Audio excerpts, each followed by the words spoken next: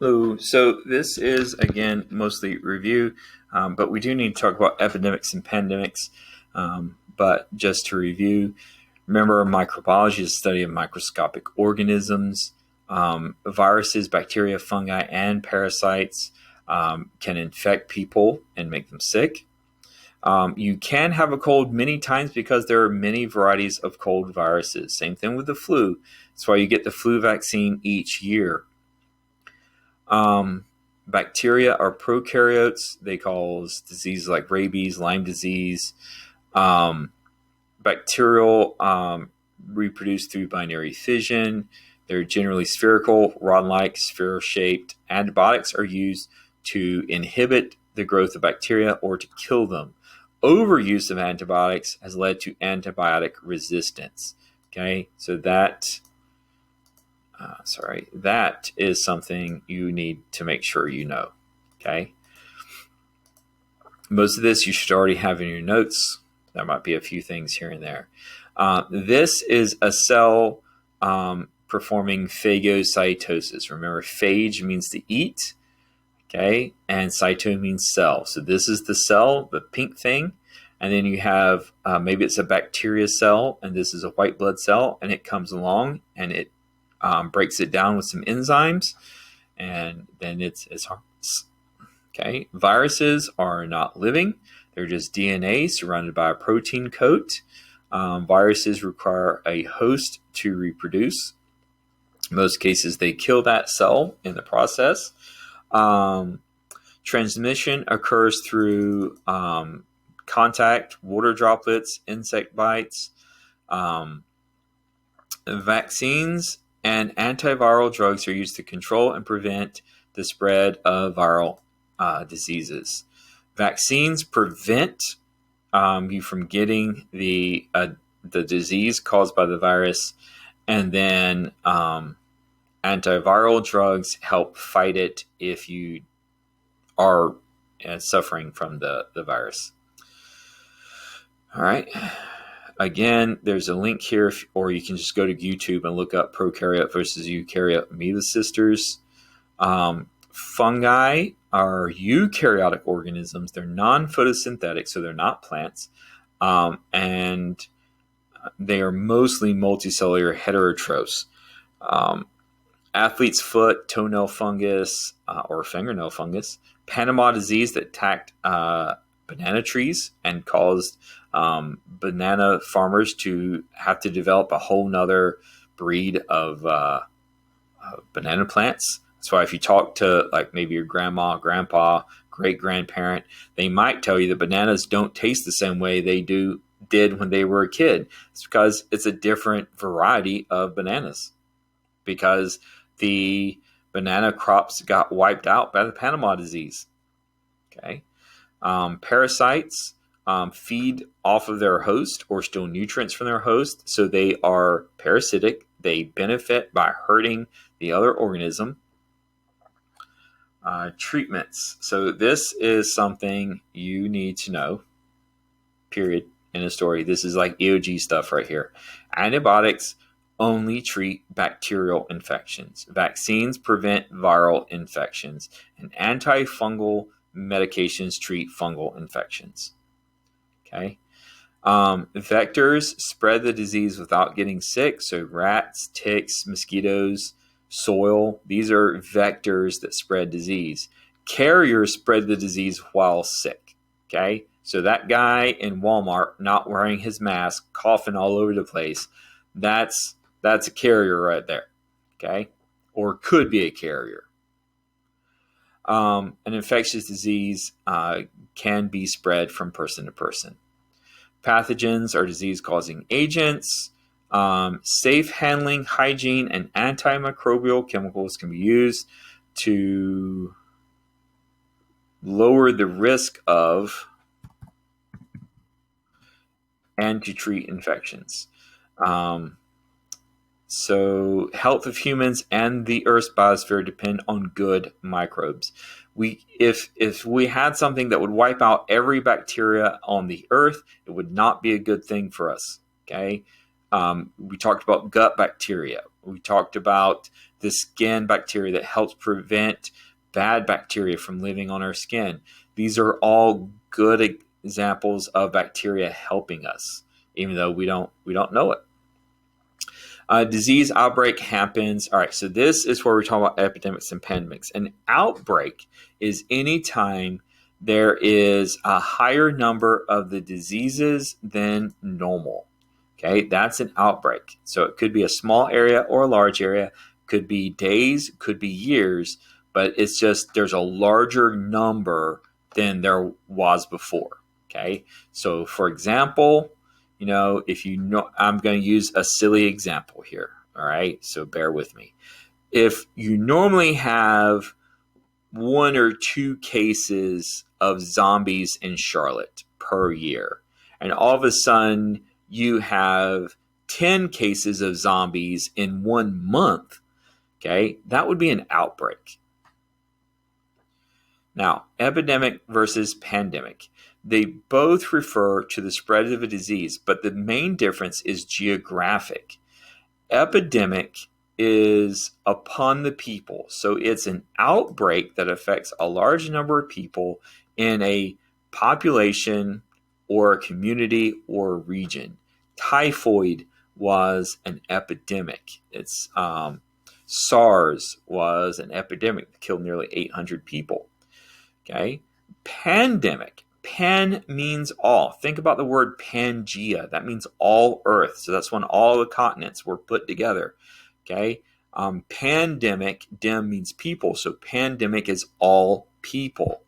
So this is an pandemic is an epidemic of an infectious disease that has spread to a large region, continent, or maybe it's worldwide. Okay, so if COVID-19, for example, had stayed in one country, we'd probably be calling it an epidemic. But it has spread to basically every country in the world right now, so it is a pandemic because it's a problem for everybody. Okay, it's a virus. It doesn't know how old you are. It doesn't know how young you are. It doesn't know if you're a Republican or a Democrat. It doesn't know what color your skin is. It just infects whoever it can infect, and depending on people's individual genetics and health and lifestyle, it may make them sicker, or it may not make them as sick. Smallpox, tuberculosis, flu of 2009, these were all pandemics. They were widespread to multiple countries. Malaria can be an epidemic in Africa, okay, but it is not a global threat. So it's an epidemic in Africa. Now, if there's a new strain of malaria and it started showing up in other countries, then that would be a pandemic. But as of right now, it mainly affects one area. So that is a epidemic. The flu. Flu strain can begin locally, like an epidemic, and then spread globally. That would be a pandemic. All right, so that's exactly what happened with COVID-19. It started out affecting one area, and then it spread from country to country to country, and so it is now a pandemic. New viruses spread quickly because people don't have immunity yet. Okay. An example, swine flu started in Mexico City. It was an epidemic in North America, but it has been found in New Zealand, Israel, Scotland, let me fix that real quick, and many other countries. So it is now a pandemic. In 1918, the Spanish flu and the Black Plague are extreme pandemics. COVID-19 is an extreme pandemic. But in 1918, the Spanish flu killed 40 to 50 million people across the globe. The Asian influenza killed 2 million people in 1957. The Hong Kong influenza killed 1 million people in 1968. The Black Plague killed like half the population of the earth, or at least of Europe. So, I mean, those are pretty extreme. Hand washing. You need to wash your hands for at least 20 or 30 seconds. Wash all the parts of your hands. Okay. Let's see here. Influenza pandemics occur when there's a new subtype of virus. That's exactly what's happened with COVID. There's a new virus that had mutated and could now infect humans. There's little or no immunity in humans. Again, that's just what's happened with COVID. Virus spreads easily through coughs or sneezes. COVID. Virus spreads worldwide. COVID. COVID is a pandemic because it has spread worldwide. And in past flu pandemics, the virus reached all parts of the world in 6 to 9 months. With modern travel, planes, trains, automobiles, these things increase the speed of disease spreading. So again, that's why COVID-19 went from being in one country to all over the world so quickly, because people who were asymptomatic, or maybe they just thought they had a runny nose or something, they traveled to other countries and came back home, and they spread the disease. All right. Pandemics refer to the geographic spread. It doesn't necessarily mean that millions died. It could mean that, okay? But, if there's a toe fungus that starts off in Charlotte, North Carolina, and then that toe fungus managed to spread itself to Canada, Mexico, Africa, Germany, okay? It's a pandemic. It's not killing anybody. It's still a pandemic because it has spread geographically around the world. Pandemics can also occur in waves, so not all locations are affected at the same time. Again, this is something that we've seen with COVID-19, that it has, it'll spike in a location, and then it might recede because everybody's like, the COVID-19 is bad. I need to wear a mask. I need to socially distance. I'm going to stay home for a couple of weeks because I might be asymptomatic or I might be sick. But then after a while, everybody gets kind of bored with that, and they go back to living the way they used to. Maybe they stop wearing a mask. Maybe they stop social distancing. And so a new wave, a new surge starts. Okay. And then these are different kinds of viruses or pathogens and organisms. We've talked about this before. To avoid infectious diseases, eat well, get plenty of sleep, keep your immune system healthy, get your recommended infections, avoid contact with vectors, and wash your hands. Okay, there's an amoeba sister about vaccines, or antibiotics, antivirals, and vaccines. This is a person sneezing. Okay, all this stuff, these spots and this cloud, these are all water droplets. Okay, even the cloud stuff that you see there, those are water droplets. They're just even smaller than the bigger ones that you see. Okay, and so these bigger ones, they're falling off pretty quickly. So they might travel 2, maybe 3 feet from the person. These super tiny ones that look like a cloud, they could travel 5 to 8 feet. Okay, so wear your mask. Okay. Washing your hands, wet your hands, soap them, okay? And, everybody probably does this, and they probably wash the backs of the hands. You want to get in between your fingers as well. So rub that, and then switch hands, rub that. And then some people recommend you because you want to clean the tips of your fingers, right? Okay, so take the tips of your fingers, cup it in one hand, rub that back and forth, and then switch and rub that back and forth to get the tips of your fingers. Okay, rinse your hands and then towel dry and turn off the tap with the towel. Because let's face it, let's say you're in the bathroom at Walmart. Okay, the people who wash their hands, turn on the water, they just use the bathroom.